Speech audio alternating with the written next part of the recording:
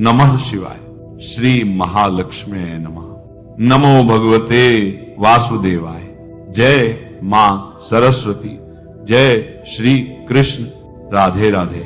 जब वैशाख मास अपने अंतिम चरण में प्रवेश करता है तब उसका हर क्षण मानो दिव्यता से भर उठता है। शुक्ल पक्ष की त्रयोदशी, चतुर्दशी और पूर्णिमा, ये तीनों दिन ऐसे माने गए हैं जैसे स्वयं देवताओं ने मानव जीवन के कल्याण के लिए संजोकर रख दिए हो। शास्त्रों में इन दिनों की महिमा केवल कही नहीं गई बल्कि अनुभव की गई है, जी गई है। ऐसा कहा जाता है कि इन 3 दिनों में किया गया स्नान, दान और भगवान का स्मरण साधारण नहीं रहता, वह अक्षय हो जाता है, अनंत फल देने वाला बन जाता है। इस वर्ष 2026 में यह पवित्र संयोग 29 अप्रैल, 30 अप्रैल और 1 मई को आ रहा है।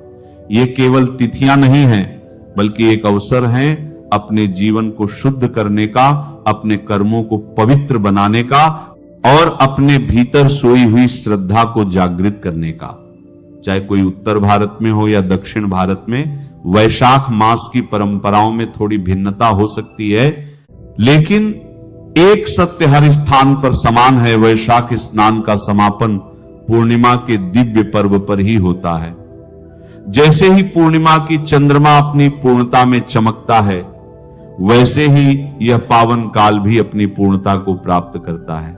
जो लोग पूरे महीने किसी कारणवश स्नान, दान या पुण्य कर्म नहीं कर पाए, उनके लिए ये 3 दिन किसी वरदान से कम नहीं है। ऐसा माना गया है कि यदि कोई व्यक्ति इन अंतिम 3 दिनों में सच्चे मन से ब्रह्म मुहूर्त में उठकर सूर्योदय से पहले स्नान कर लेता है और उसके बाद श्रद्धा से दान पुण्य करता है, सत्कर्म करता है और ईश्वर का नाम जपता है, तो उसे पूरे वैशाख मास के समान ही पुण्य प्राप्त हो जाता है। कल्पना कीजिए उस क्षण की, जब प्रातः काल का वातावरण शांत हो, आकाश हल्का नीला हो रहा हो, पक्षियों की मधुर ध्वनि सुनाई दे रही हो और आप पवित्र जल से स्नान कर रहे हो। उस समय यदि आपके हृदय में भगवान के प्रति सच्ची श्रद्धा और समर्पण हो तो वह स्नान केवल शरीर की शुद्धि नहीं करता बल्कि आत्मा को भी निर्मल कर देता है। ऐसा लगता है जैसे स्वयं भगवान विष्णु की कृपा उस जल के माध्यम से आप पर बरस रही हो। 29 अप्रैल को बुधवार, 30 अप्रैल को गुरुवार और 1 मई को शुक्रवार, ये तीनों दिन अपने आप में विशेष ऊर्जा लिए हुए हैं। यदि इन दिनों में आप एक दीपक भी जलाते हैं, एक अन्न का दान भी करते हैं या एक बार भी सच्चे मन से नमो भगवते वासुदेवाय का जप करते हैं, तो उसका प्रभाव आपके जीवन में दूर तक जाता है। ये केवल कर्म नहीं बल्कि एक आध्यात्मिक यात्रा है जहां हर छोटा प्रयास भी ईश्वर तक पहुंचता है। इसलिए इन 3 दिनों को यूं ही न जाने दें, इन्हें एक अवसर की तरह अपनाएं, एक साधना की तरह जिए। क्योंकि कभी कभी जीवन में ऐसे ही कुछ क्षण आते हैं जब थोड़े से प्रयास से भी अनंत फल प्राप्त हो सकता है, और वैशाख मास के ये अंतिम 3 दिन ठीक वैसे ही दिव्य, दुर्लभ और कल्याणकारी क्षण हैं। अब आइए जानते हैं कुछ और विस्तार से कि इन तिथियों की क्या क्या महिमा है। शास्त्र कहते हैं कि अंतः पुष्करिणी संज्ञा, इसका अर्थ है कि यह जो 3 तिथियां हैं, त्रयोदशी, चतुर्दशी और पूर्णिमा, इनको पुष्करिणी कहा गया है। पुष्करिणी का अर्थ क्या होता है? एक कुंड अथवा सरोवर जिसके अंदर खूब सारे पुष्प हों अथवा कमल पुष्प हों, है ना, उसके अंदर स्नान करने से तन का मैल दूर हो जाता है। ऐसे ही इन 3 तिथियों को शास्त्रों ने पुष्करिणी कहा है। यह एक आध्यात्मिक कुंड है। इसके अंदर जो भी स्नान करते हैं उनके आधिदैविक, आधिभौतिक, आध्यात्मिक सभी ताप रूपी मैल दूर हो जाते हैं। ठीक है ना, हमारे पाप दूर हो जाते हैं और हम लोग शुद्ध हो जाते हैं। इसीलिए इन 3 तिथियों को पुष्करिणी कहा गया है, जो सभी प्रकार के पापों का नाश करने वाली है। तिथि श्वेतासु संस्नायात पूर्णमेव फलं लभेत, अर्थात यदि केवल इन 3 तिथियों में भी स्नान कर ले तो पूरे महीने के स्नान का फल मिल जाता है। ये मैंने आपको पहले ही बता दिया। अब देखिए इन 3 तिथियों की महिमा एक एक करके। त्रयोदशी के दिन यदि आप सूर्योदय से पहले स्नान कर लेते हैं तो इस दिन आपको देवता पवित्र करते हैं। जी हां, बिल्कुल शास्त्र प्रमाण सहित मैं आपसे बात कर रहा हूं। सर्वदेवास त्रयोदश्यां स्थित्वा जंतु क्षुंति ही। यह त्रयोदशी 29 अप्रैल 2026 के दिन सूर्योदय से स्नान करने का फल है। 30 अप्रैल 2026 चतुर्दशी के दिन यदि आप स्नान करते हैं तो क्या होता है? यज्ञों सहित जितने भी इस पृथ्वी लोक पर यज्ञ किए जाते हैं अथवा यज्ञ के जो देवता हैं, यज्ञ देव हैं, वे आपको देवताओं सहित आकर पवित्र कर देते हैं, है ना। और यदि आप पूर्णिमा 1 मई के दिन स्नान करते हैं तो सभी तीर्थ और भगवान विष्णु साक्षात आपको इस तिथि के माध्यम से पवित्र कर देते हैं। सर्व तीर्थाश्च विष्णुश्च संस्थिता।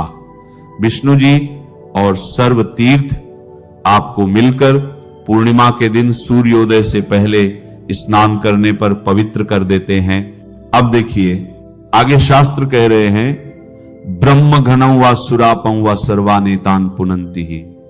यह तिथियां ब्रह्म हत्या करने वाले या मदिरा पान करने वाले जैसे महापापियों को भी पवित्र कर देती हैं। अब इसका मतलब यह नहीं कि आप हत्या करते जाएं, मदिरा पान करते जाएं और वैशाख मास का इंतजार करते रहे कि उस तिथि को आने दो, बस मैं पवित्र हो जाऊंगा। ऐसे नहीं। ब्रह्म हत्या, सुरापान, ये सब प्रायश्चित रूप में है कि यदि आप इस पाप से बचना चाहते हैं तो ये तिथियां आपका स्वागत करती हैं। ऐसा नहीं कि पाप करते जाएं, फिर ये तिथियां आपको पवित्र करेंगी। अब देखिए ये 3 तिथियां क्यों महत्वपूर्ण हैं?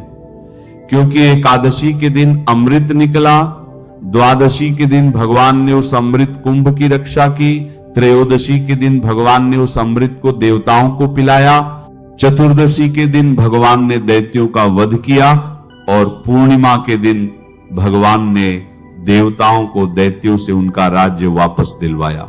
इसीलिए इन तिथियों की महिमा बढ़ जाती है। देवता इतने प्रसन्न हुए कि उन्होंने वरदान दे दिया कि जो अधम मनुष्य पूरे वैशाख मास में स्नान नहीं करता वह भी यदि केवल इन अंतिम 3 तिथियों में स्नान कर ले तो उसे पूर्ण फल प्राप्त हो जाता है। चांडाली योनिमा साध्य पश्चाद्रो रवमश्नुते। इसका अर्थ है कि जो मनुष्य इन 3 तिथियों में भी स्नान दान आदि पुण्य कर्म नहीं करता वह चांडाल योनि को प्राप्त होकर बाद में रौरव नरकों में तपाया जाता है, यातना दी जाती है। तो अंतिम 3 तिथियां आप लोग याद रखना, अपने सगे संबंधियों को भी बताना, दूसरों को भी बताना, ताकि वे इससे वंचित न हो जाएं। देखिए कई लोग यहां कुतर्क करते हैं कि हम नहीं करेंगे तो हमें पाप लगेगा, लेकिन विदेशों में लोग नहीं कर रहे, उन्हें तो कुछ नहीं हो रहा। तो देखिए महाराज, आपका जीवन जितना शांतिपूर्ण और भक्ति में बीत रहा है उतना दूसरों का नहीं बीत रहा।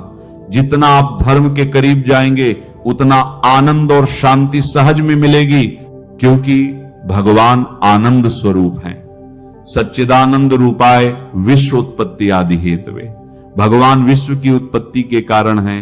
हम अपना कर्म करते जाएं, दूसरों से अपना कंपैरिजन न करें। कर्मों का फल तो मिलता ही है, अवश्यमेव भोक्तव्यं कर्म फलं शुभाशुभम। आप शुभ कर्म करें या अशुभ, भोगना तो पड़ेगा ही। भगवान ने गीता में कर्मयोग सिखाया है, तो आप अपना सत्कर्म करने से चूके नहीं। आगे देवता कहते हैं कि इन 3 तिथियों में गर्म जल से स्नान नहीं करना चाहिए, हो सके तो ठंडे जल से स्नान करें। बाकी वृद्ध या बीमार लोगों के लिए छूट है, वे गर्म जल से भी स्नान कर सकते हैं। जो लोग इन तिथियों में पुण्य स्नान नहीं करते, देवता उन्हें श्राप देते हैं। निस्संतानो निरायुर्निह श्रेयको भवेदिति। वे निस्संतान, अल्पायु और उनका कल्याण नष्ट हो जाता है। गीता पाठन तु यह कुर्यादंति में हरणित्रये दिने दिने दिने चश्वमेधाना फलमेति न संशयः। इन अंतिम 3 तिथियों में जो गीता जी का पाठ करता है अथवा सुन लेता है, उसे रोज रोज अश्वमेध यज्ञ का पुण्य फल मिलता है। तर्पण भी इन 3 दिनों में अवश्य करें। सहस्र नाम पठनम यह कुर्याच्च दिनत्रये तस्य पुण्य फलम वक्तुम कह शक्तु देवी चवा हरिह। इस पृथ्वी पर ऐसा कौन है देवी या हरि भी नहीं जो उसके पुण्यों का वर्णन कर सके। जो अंतिम 3 तिथियों में विष्णु सहस्र नाम का पाठ या श्रवण करता है, श्लोकार्धम श्लोकपादम व भवे नित्यम भागवतो भवेत्। वैशाखेच पठेन्मर्त्यो ब्रह्मत्वं चोपपद्यते। जो मनुष्य वैशाख मास में श्रीमद् भागवत के आधे श्लोक या 1/4 श्लोक का भी नित्य पाठ करता है, वह ब्रह्म भाव को प्राप्त हो जाता है।